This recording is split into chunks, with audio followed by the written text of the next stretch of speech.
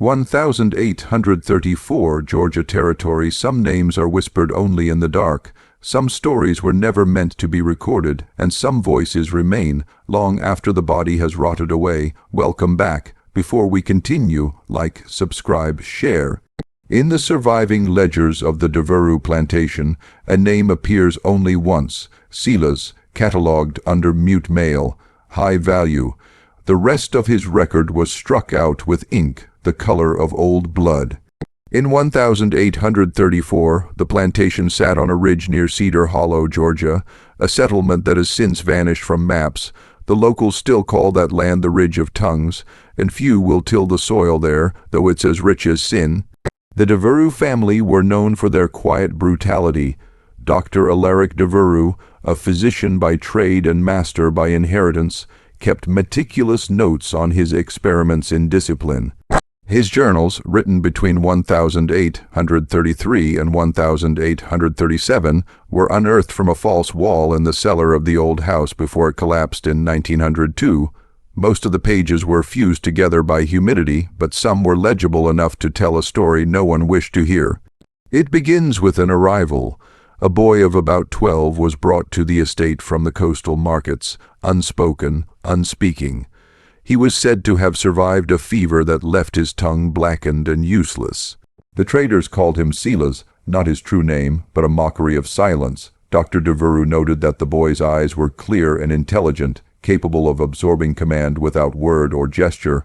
The physician took a particular interest in him. By 16, the boy had become indispensable.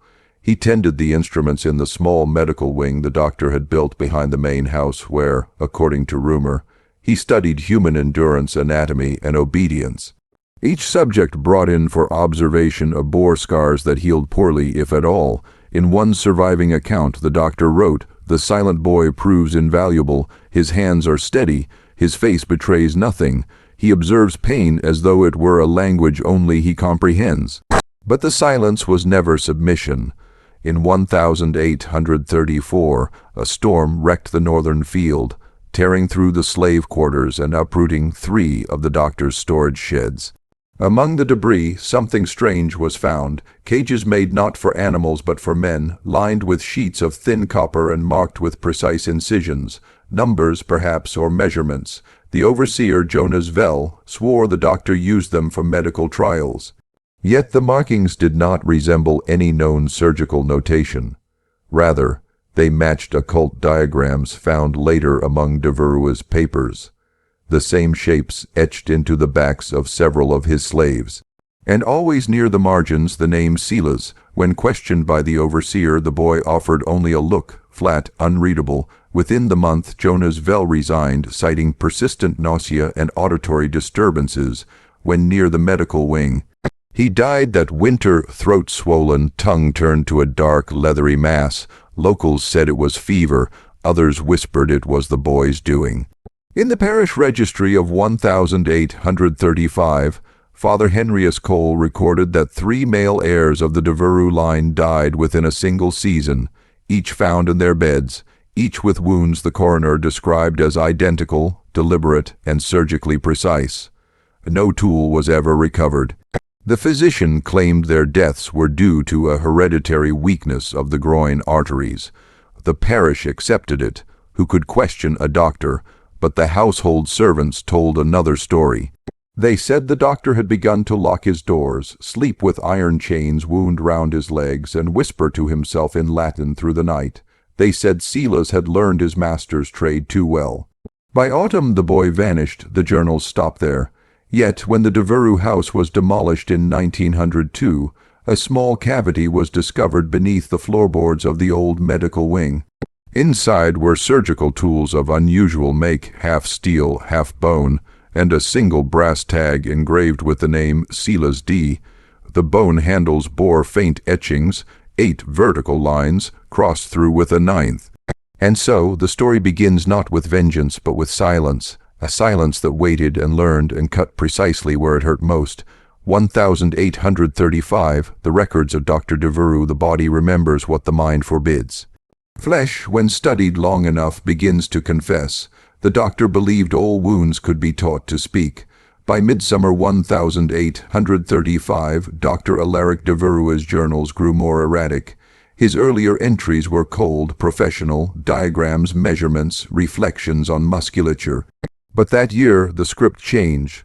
Lines ran sideways, ink smeared as though written by a trembling hand. He began addressing his notes not to colleagues, but to the boy who listens. He wrote of a new theory, that silence could preserve the spirit during surgery, that the absence of a scream, the restraint of agony, somehow purified the operator's intent. He called it the doctrine of stillness. He tested it first on animals, then on men whose names were never entered in the census. Each experiment, he claimed, advanced the cause of understanding the divine geometry of pain. In one surviving letter to his brother in Savannah, the doctor bragged that my mute assistant demonstrates perfect obedience, no hesitation, no empathy. He is the clean blade of my will. But servants whispered that the doctor no longer issued orders aloud, that he waited for the boy's eyes to tell him what to do. One maid claimed to have seen Silas standing at the foot of the operating table long after midnight, hands folded, watching his master sleep upright in the chair beside the corpses. That winter frost bit deep into the fields. The cotton withered, the household grew quiet. Then came the disappearances, a pair of field hands, brothers, vanished during night watch. The overseer found blood pooled near the barn, yet no tracks led away. In his report, he noted 2 distinct sets of footprints circling the pool, one large, one small, as if in some measured pattern. He delivered the note to the doctor, who tore it up unread. Soon after, the household dogs refused to approach the infirmary wing. Their howls were said to echo through the trees until dawn. By February, de Verua's handwriting was almost illegible. He wrote that the line between operator and subject dissolves under persistent observation, that the boy mirrors my actions before I make them. In the margins of one surviving page appear the words, repeated, he learns the pulse, he learns the rhythm, he learns the cut. In March 1835, Father Cole visited to bless the house after the deaths of the de Veru heirs.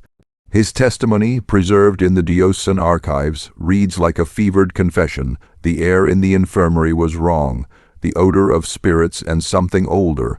Upon the table lay implements not of God's design, knives curved in reverse, clamps shaped like talons.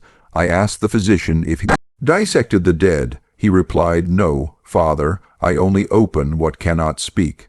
The priest noted that the silent assistant never blinked, never lowered his gaze, and that his throat bore a healed incision, thin and white as thread. Cole fled the plantation that same night and refused to return.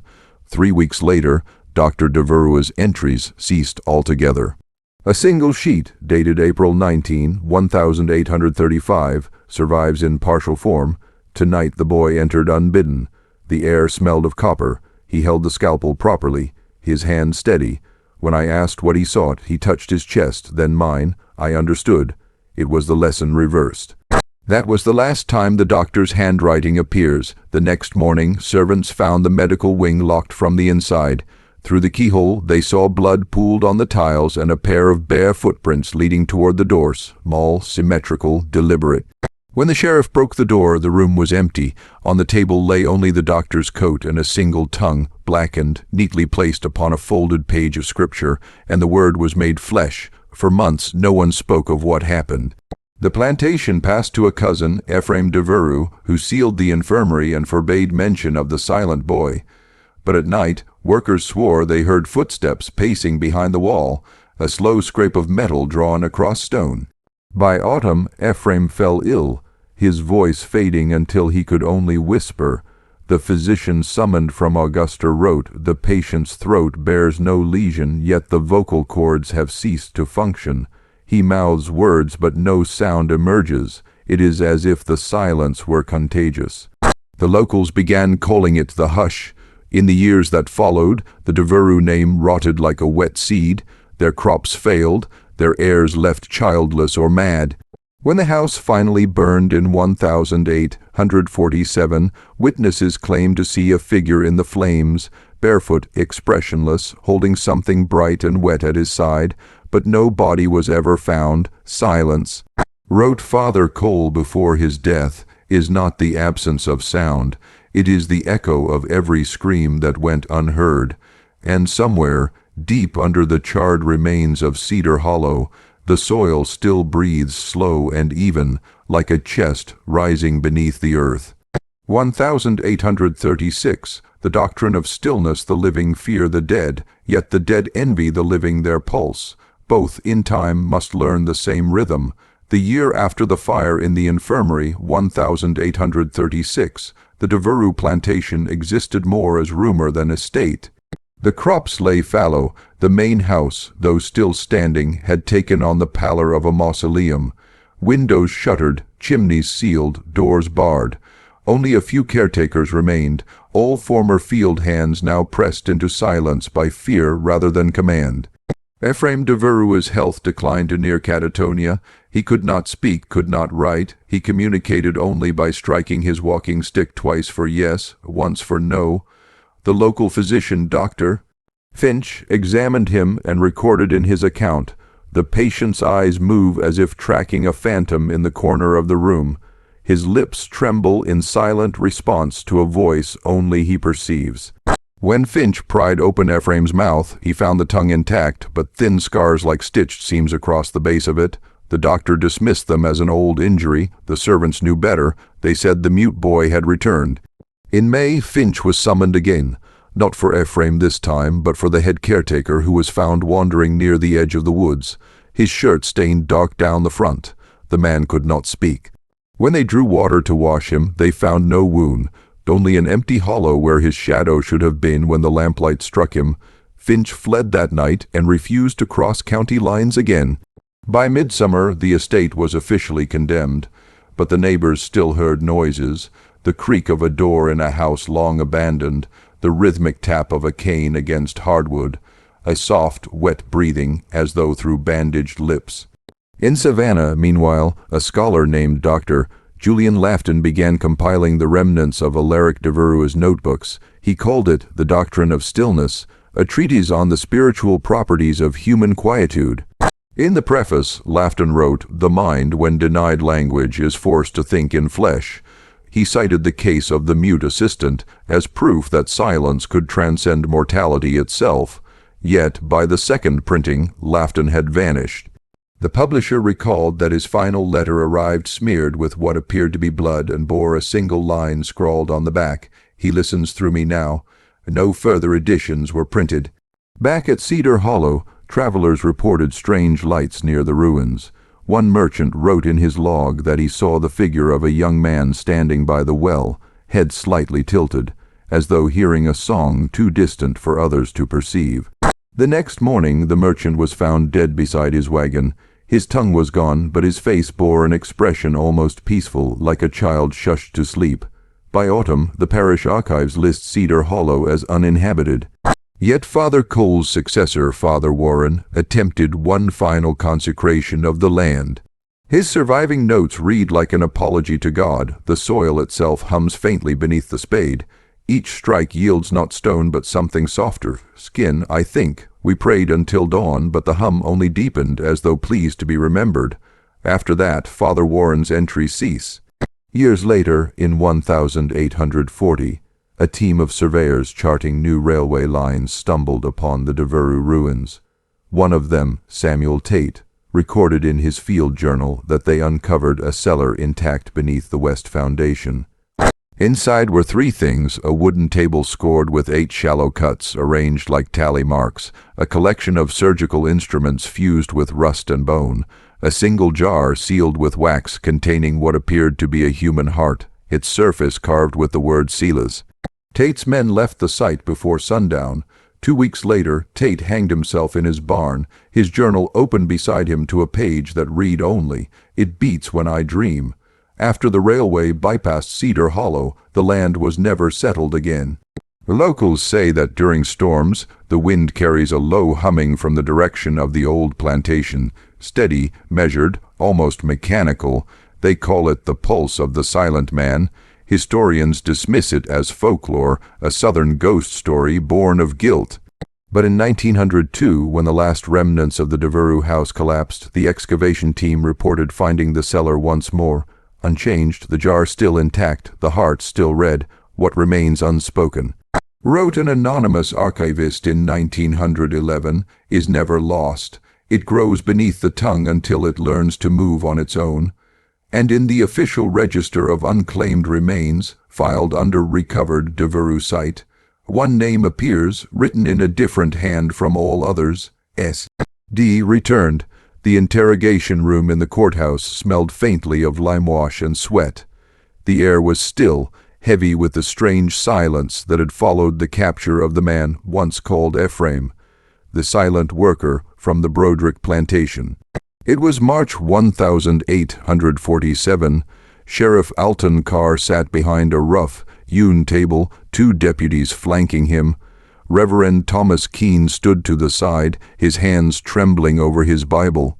Ephraim was seated in irons, eyes half lowered, throat making small involuntary sounds, half chokes, half breaths, but no words. They said he had not spoken since childhood, when his vocal cords were damaged by infection or violence. Accounts differed. His muteness had once been taken for docility. Now it was something else entirely. Sheriff Carr began with the formalities, reading the list of injuries, the sworn depositions, the names of 8 planters mutilated between 1836 and 1847. The question came next, direct and cold. Did you attack Jonathan Broderick? Ephraim nodded. Did you castrate him? Another nod. Slow, unflinching. Have you done this before? Ephraim looked up, eyes pale and fixed. The men in the room tensed as he nodded again. Carr swallowed. How many? Ephraim raised his hands and spread his fingers, both hands 8. The room went so quiet that the ticking of the courthouse clock seemed deafening. Carr's deputy crossed himself. Reverend Keene closed his eyes for a moment before asking quietly, "Why, son, why did you do this?" Ephraim blinked but gave no sign he understood. So Keene, remembering the man's illiteracy, fetched paper and charcoal. He pushed them forward, hoping for some written explanation. Ephraim only shook his head, so they began again, questions simple, yes or no, the Reverend asking, the man answering with nods or silence. What came out through that slow exchange would later be transcribed from Keene's own journal and the sheriff's notes. Did these men hurt you? A nod. Did they force themselves upon you? A slower nod, eyes dropping. All of them. A nod again. Did this begin when you were young? A nod. And it continued whenever you were hired out. Another nod, sharper this time, like a final admission. Sheriff Carr's face hardened, then softened again, as if he'd seen the pattern too late. God Almighty, he whispered. Reverend Keene's pen scraped across the paper. Sheriff, he said finally, this man has been subjected to repeated violations for near 20 years. What he did, it was not random, it was vengeance. Carr looked away. He knew it too. They all did. But the district attorney, a man named Harrison Tull, broke the silence with the weight of law. That's not a defense. Enslaved property cannot retaliate against its masters. He'll hang, Reverend. We can't make exceptions. Carr's jaw worked as he studied the silent figure. If we try him publicly, every man in that list will have to testify. They'll have to explain why he was sent to their fields, why this one mute slave kept being passed between plantations. He glanced at Tull. Do you want that in the record? The lawyer said nothing for a long while. The Reverend's hand shook as he signed his name to the statement. In the end, it was decided quietly the case would be closed without trial. The record would show 8 assaults, motive listed as rebellious temperament. The details, those brutal, humiliating details, would be sealed away. Ephraim would be executed without spectacle, no reporters. No sermon, no crowd, but Keene visited him twice in the jail before the end. He brought paper and a stump of pencil, even though Ephraim couldn't write. The first visit passed in silence. On the second, Keene asked if there was anything he wanted remembered. The man lifted his head and reached for the pencil. He drew a face, young, mouth open in a scream, a hand pressed over it, then 8 crosses, gouged deep into the paper until the graphite tore through. Then nothing. Keene folded the paper into his Bible. He never showed it to anyone until years later, when his own hands began to shake with age. 2 days before the execution, Ephraim was found dead in his cell.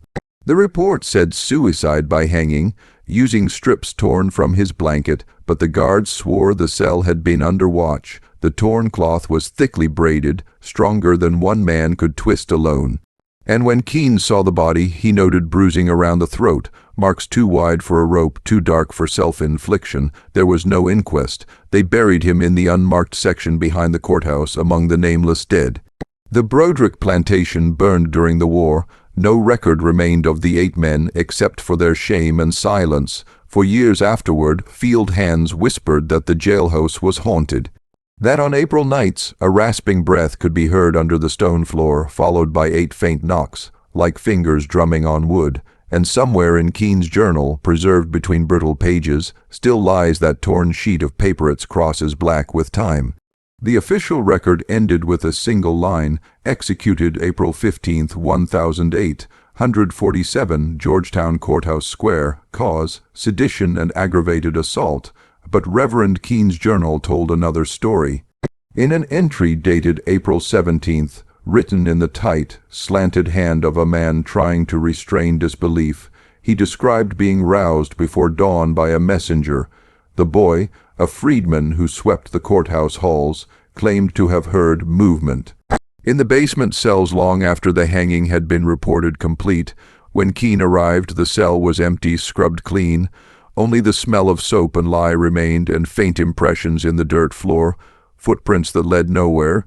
Keene's faith urged him toward rational explanation, guards hiding evidence, officials ensuring silence, yet something in the air, the stillness, the faint vibration of metal chains though no one touched them, lodged in his mind like a sliver of ice.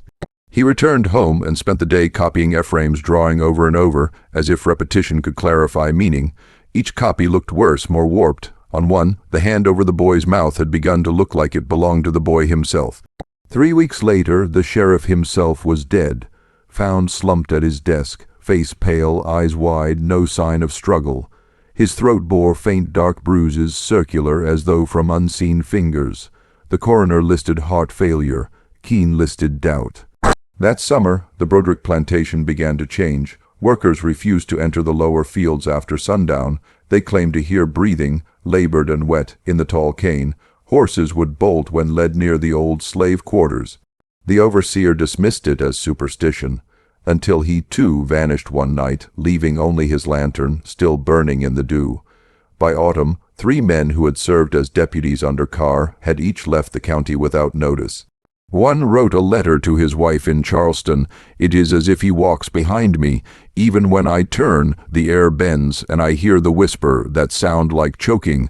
The letter was never mailed. Keene found it decades later, pressed between pages of court receipts, when he was old and nearly blind.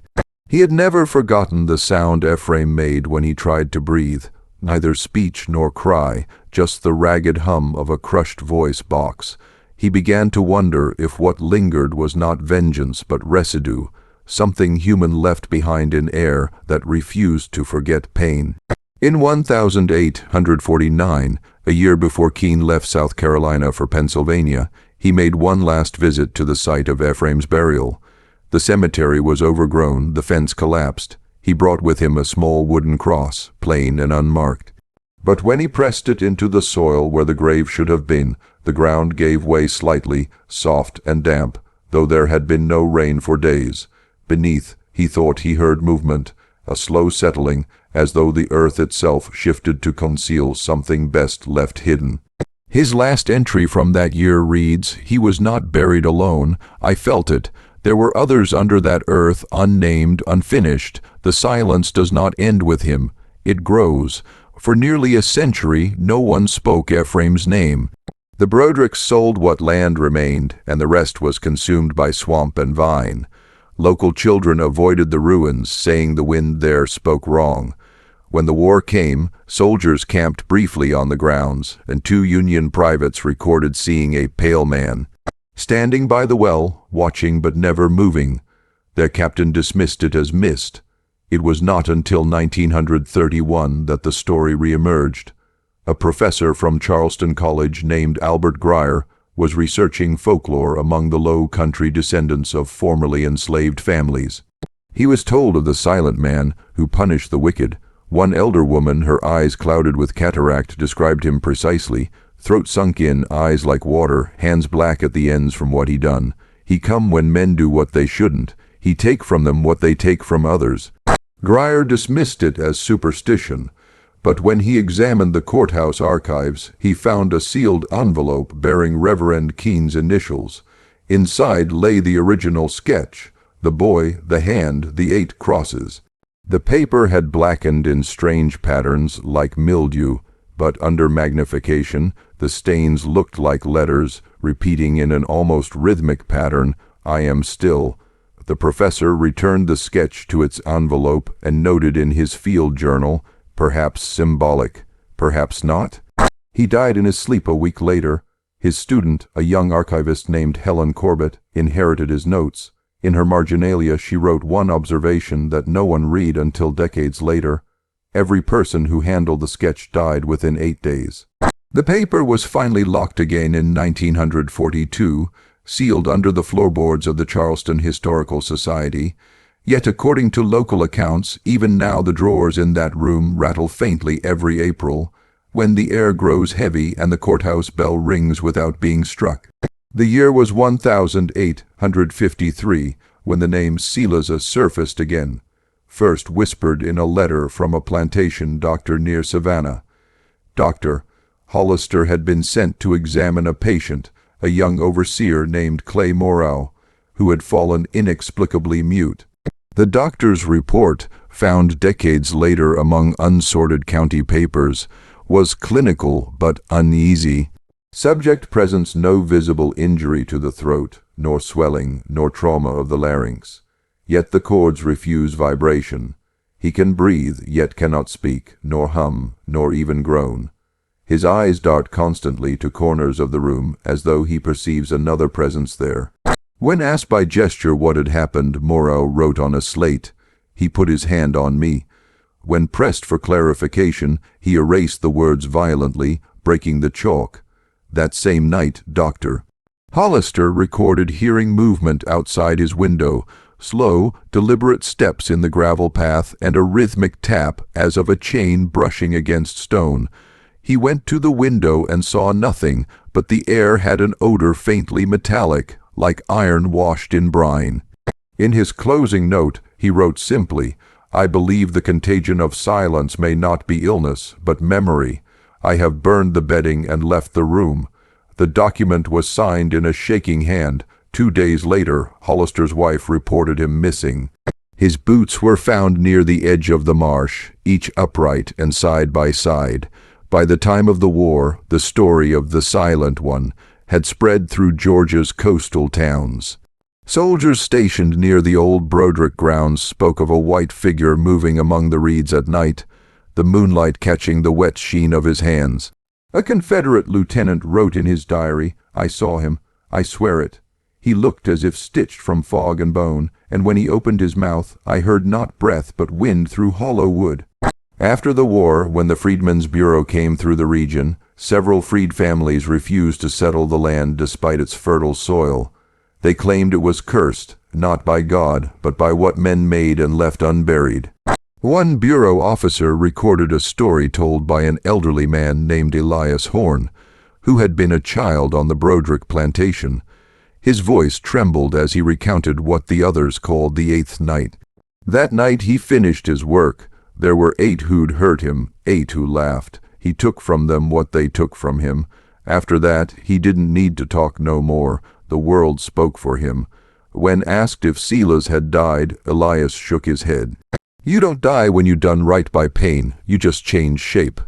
In 1894, Reverend Keene's grandson, Thomas, returned to South Carolina as part of a historical survey. He brought with him his grandfather's journal, intending to catalog the events surrounding Ephraim Broderick's trial. Thomas was no believer. He dismissed family whispers as rural hysteria, and his notes reflect irritation with the local folklore. Still, one entry near the end of his stay stands out for its trembling penmanship. Heard a voice, faint like whisper under water, said my name, no wind tonight, yet the shutters moved. Lantern went out, though the wick was new. I think of the drawing, the hand that silences, the crosses. He returned to Charleston and never completed the survey. The family records end there until the 1930s, when Professor Grier's research reopened the old story. But by then, the narrative had shifted from a tale of vengeance to something more abstract, almost scientific. Grier, influenced by early studies of ethnographic neurosis, theorized that Silas's muteness represented an inherited trauma transmitted through generations of memory. He called it echo silence syndrome. Yet his final field note contradicts his own theory. If this silence were only psychological, why then does the bell in Georgetown ring each April? Why do men without reason lose their voices for 7 days and recover on the 8th? Memory cannot strike metal. The last mention of Grier's work appears in a 1951 dissertation draft by Helen Corbett, the archivist who succeeded him. She abandoned her thesis halfway through. Her roommate later reported that Helen had grown afraid of her own reflection, claiming the glass-mouthed words she did not speak. When her room was cleared, the janitor found, under her bed, a folded sheet of parchment, one of Keene's reproductions of the sketch. Only this one was different. The hand over the boy's mouth had been erased, rubbed nearly clean. In its place, faint lines traced a second figure standing behind the boy, head bowed, holding what looked like a doctor's instrument case. Written below in faded graphite were the words he learned from them. By then, the legend of Silas had evolved into something larger, part spirit, part inheritance, part warning. Local midwives still told it in whispers to their sons, that when cruelty is done in secret, the silence of the victim becomes its own living thing. Some said he was justice. Others said he was contagion. But those who had heard the soft rasping breath behind their ear all said the same thing. It sounds human, almost. In 1904, the Charleston Historical Society commissioned a private study to authenticate Reverend Keene's journals and the artifacts found with them. The lead investigator, Dr. Lyman Cray, was a physician with an interest in what he termed atavistic hysteria, a belief that unprocessed trauma could manifest physically in descendants. His approach was clinical, skeptical, methodical. Yet by the end of his study, Cray's handwriting had degraded into slanting, desperate scrawl. His initial notes described the ink composition of the journals, the type of paper, and the peculiar scent they gave off when exposed to heat, something between rust and salt. He wrote that it reminded him of dried blood kept too long in linen. He catalogued Reverend Keene's entries, the sketch, the copied crosses. Then he began to record sounds. A low resonant hum at 10:43 p.m., recurring every 30 seconds, no visible source, sounds much like the vibration of air in a pipe organ, not wind, interior in origin. Cray theorized that the journal ink might contain metallic residue interacting with humidity. He kept the book overnight in his study. By morning, his housekeeper found him asleep at his desk, mouth and nostrils bleeding, a thin red ring across his throat as though pressed by wire. The journal was closed before him, the cover slick with condensation. He recovered and resumed work the next day, insisting the injury came from a fall. But his next entry is stranger still. I read aloud the Reverend's account of the grave soil breathing. My throat tightened involuntarily. The page warmed beneath my fingers, could be chemical, perhaps tannins reacting to moisture. Still, I will refrain from further reading after dark. In his later notes, Dr. Cray references the Broderick anomaly. He postulated that the silence surrounding the family was not merely cultural suppression, but biological inheritance. He examined parish birth records from 1812 to 1860, noting a pattern. Every third generation produced an individual described as mute, soft, voiced, or speechless but strong. The Reverend's descendants, too, carried traces of this. His own grandson, Thomas Keene, The surveyor who abandoned his research in 1894 had been found in 1902 wandering the waterfront, unable to speak, though uninjured. When finally institutionalized, he scratched one phrase repeatedly on the cell wall: "He doesn't need a tongue." Cray dismissed it at first as coincidence. But soon, several assistants at the Historical Society began complaining of tightness in the chest, dry throat, and auditory illusions. Breathing, whispering, chains. One clerk fainted upon opening a drawer that contained the sealed envelope from Keene's estate.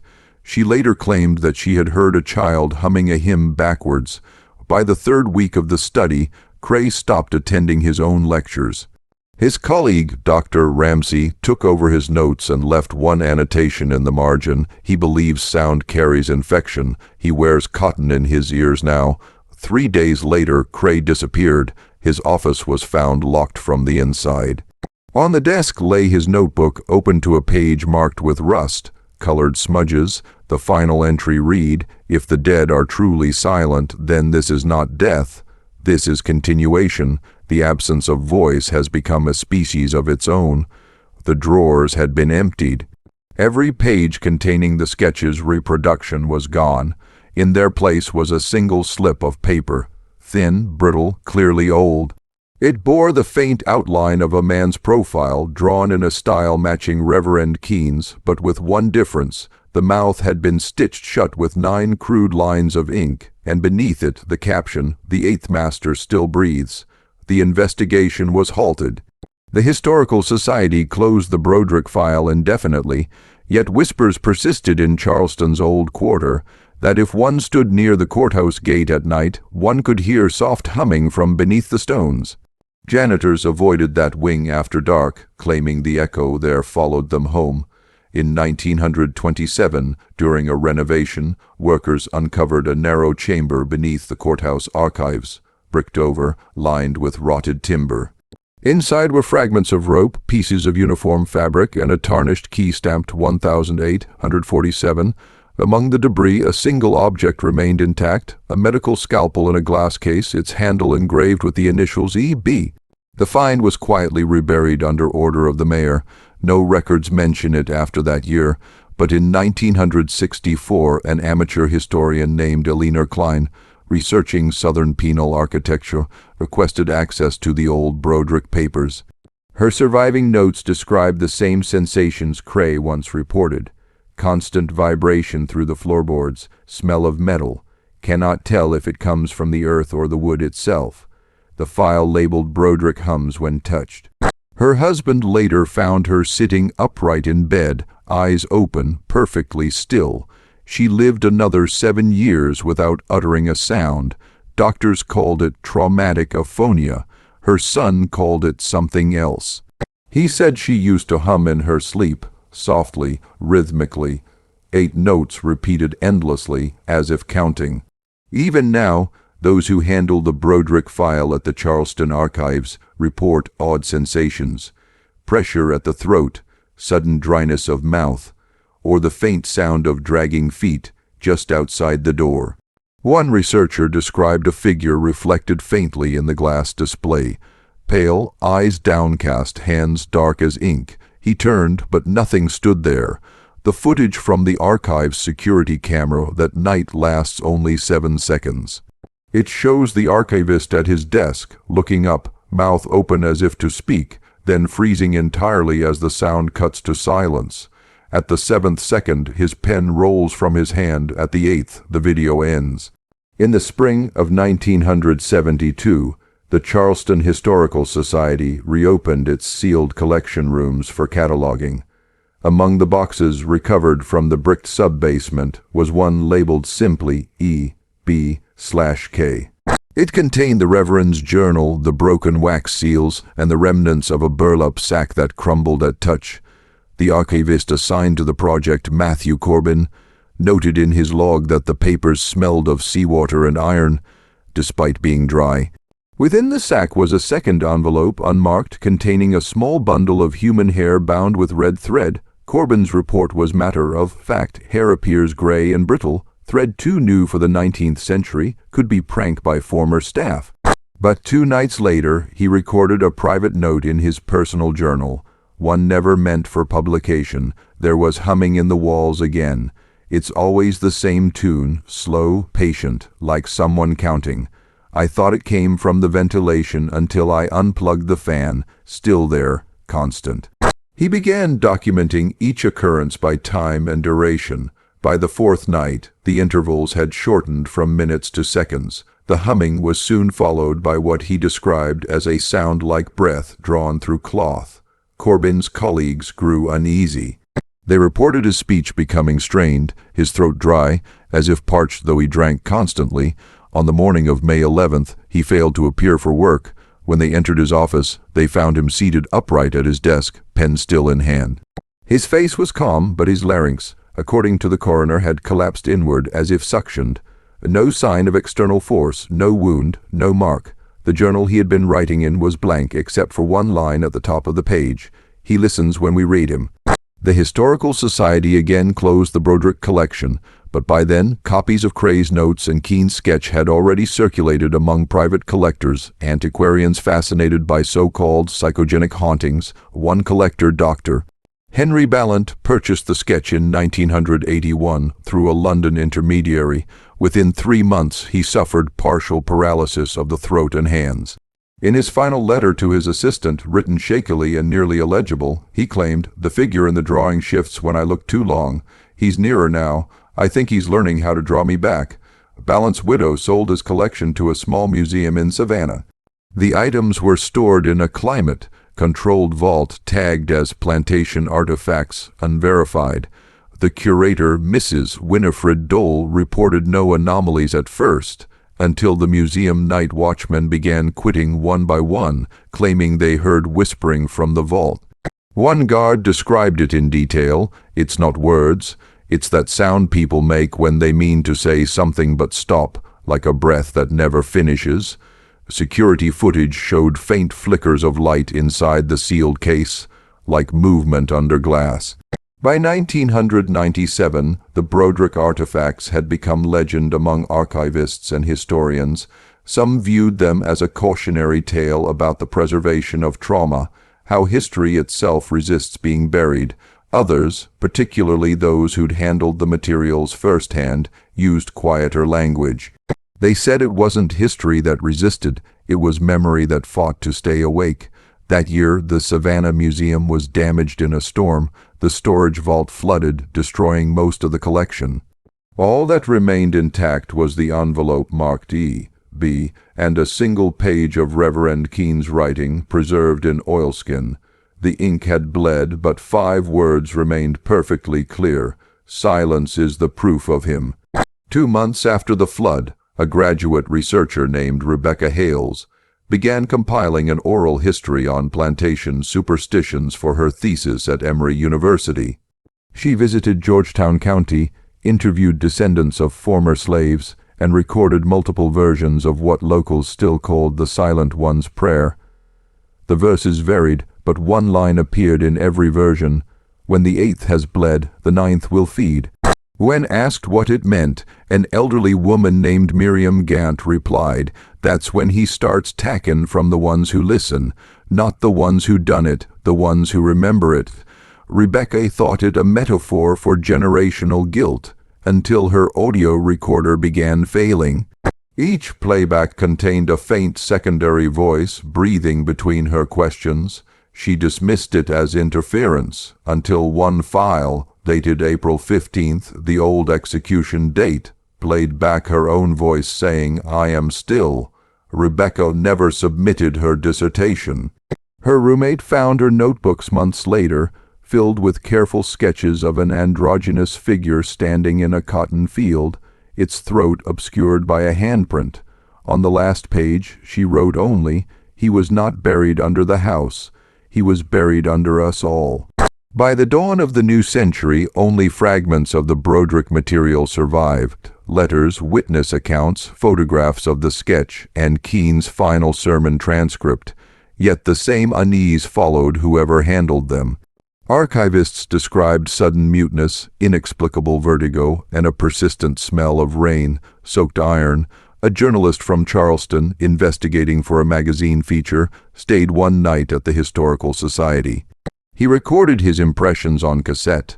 The first 2 minutes were coherent field notes about the layout of the archives. Then, abruptly, he stopped mid-sentence. The tape continued for 21 seconds of muffled air movement. Then his voice, faint, raw, strangled, whispered, "It isn't punishment, it's replication." He vanished the following week, and still the courthouse bell tolls each April 15th, even though the clapper was removed in 1959. No one has managed to explain it. No one dares record it anymore. The sound begins low, like breath, and ends with a hum that vibrates through the floorboards, almost gentle, almost human. And those who have heard it swear they can feel it moving not through air, but through throat. By 2003, 2 events collided that would resurrect the legend once more, both driven by curiosity and both ending in silence. The first was the digital archiving project funded by the South Carolina Historical Board. Their goal was simple: convert fragile plantation-era documents into searchable databases. The second was Dr. Elaine Mercer, a cultural historian from Boston whose focus was the mythology of resistance among enslaved people. Dr. Mercer was clinical, detached, a skeptic by nature. She believed the Silas legend was a patchwork of oral traditions stitched onto fragments of real violence, slave resistance sanitized into folklore.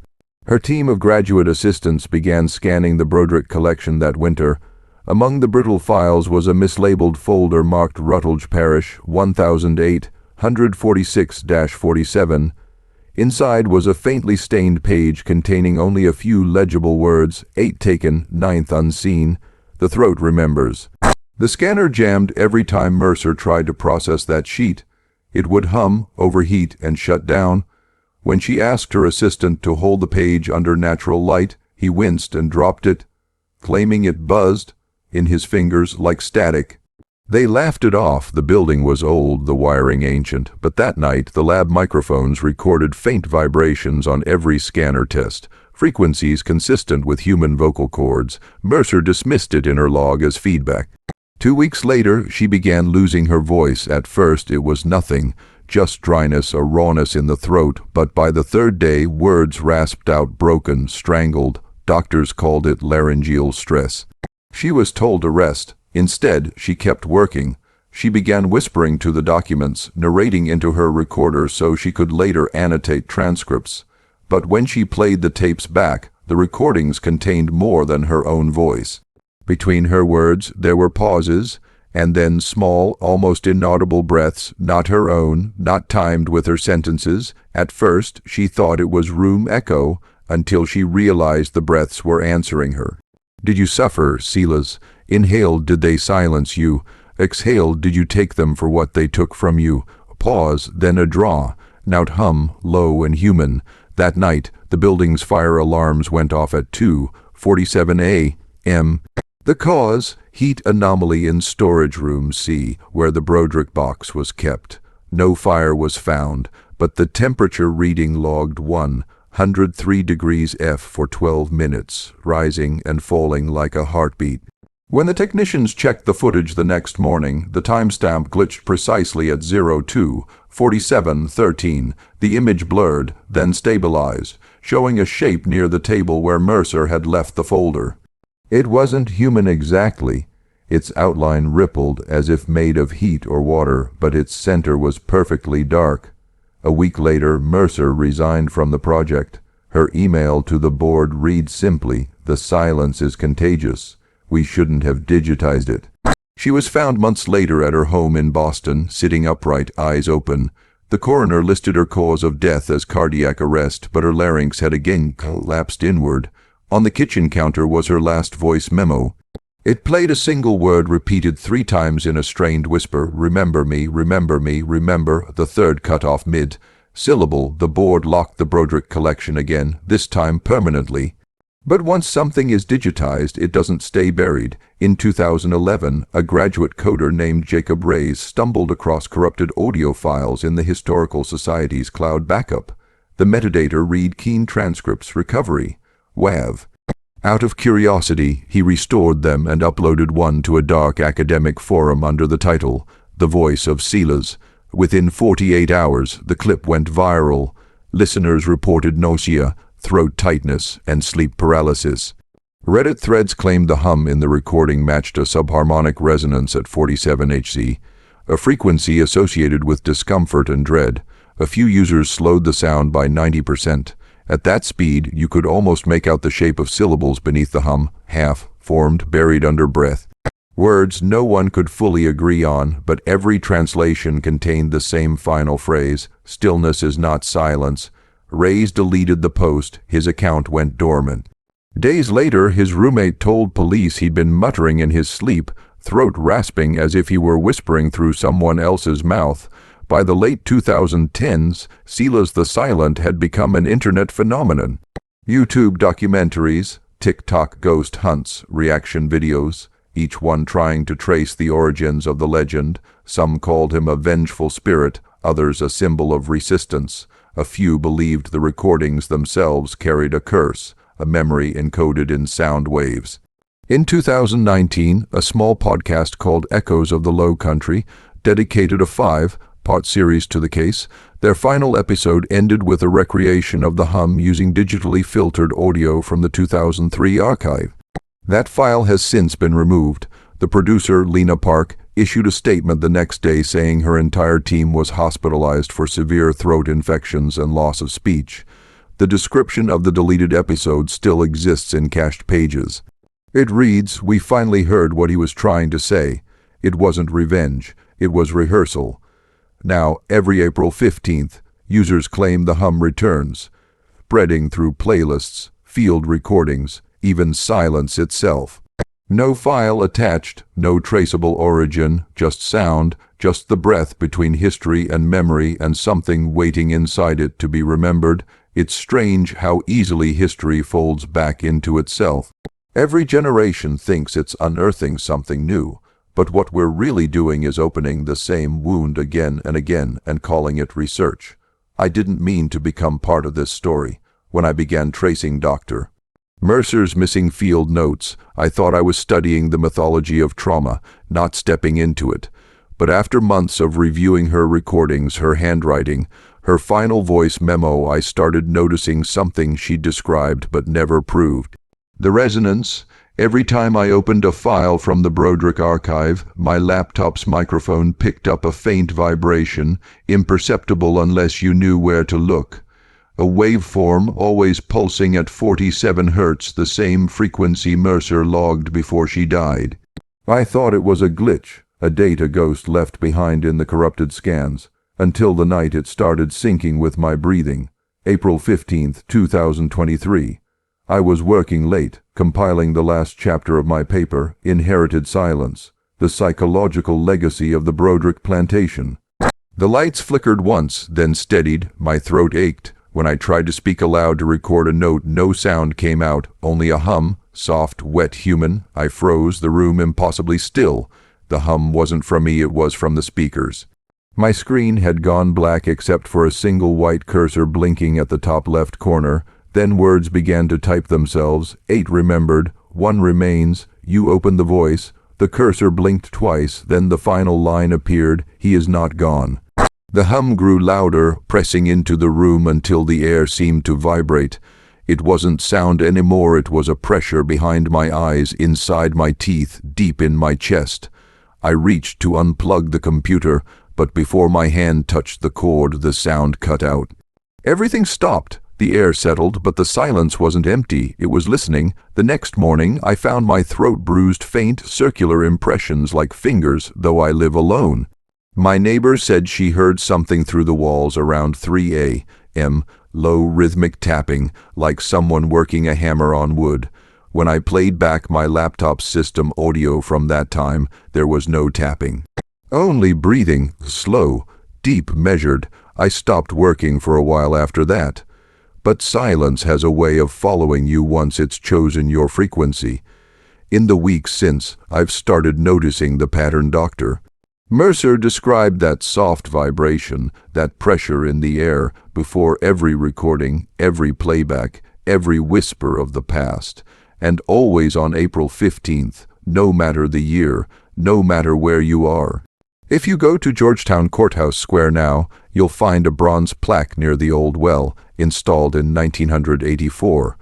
It reads, "Here stood the original courthouse, rebuilt 1851, dedicated to the memory of those who labored in silence. No one seems to remember who requested it." No committee claims authorship, but every year visitors report the same thing. At dawn, just before the first bell, there's a shift in the air, a low vibration in the stone beneath their feet. And sometimes when the wind catches right, a voice, soft, hoarse, deliberate, whispers the same line Reverend Keene once recorded in his field journal, "The throat remembers." I've often wondered if the curse, if we can call it, that was ever really supernatural.